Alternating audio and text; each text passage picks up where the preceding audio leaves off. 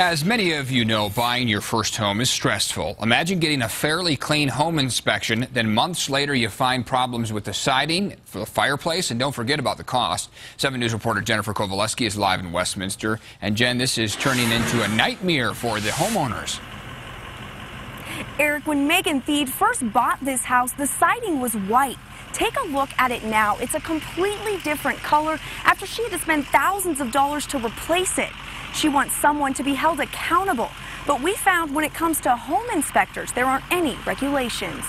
I feel like the first-time homeowners have become prey in this marketplace. Buying a home can be an emotional roller coaster. With each turn comes a new problem until you find the one. For Megan Thied, this Westminster house was it. We got this house and we were so excited because we didn't have to sacrifice anything. It had everything on our list. When they went through the closing process, Thied thought a home inspection was just part of the process. Our overall impression of the report, that it was good. The inspector did find rotted siding, but only on one part of the house. I said to him, is this, a big deal? And he said, no.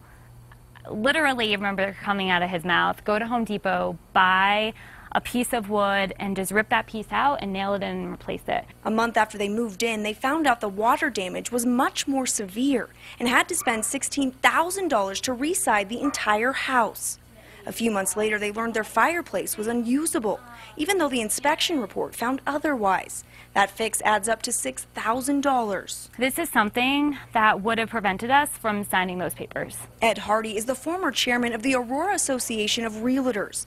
He says what happened to Thied highlights the need for more regulation. Unfortunately, it is the only part of a home buying process that's not licensed, and the consumer is not protected. Hardy says Colorado is one of only 13 states where home inspectors are not required to be licensed. If you can print a business card, you're a home inspector. Lawmakers tried to pass a bill last year to require licensing for inspectors, but it died in committee.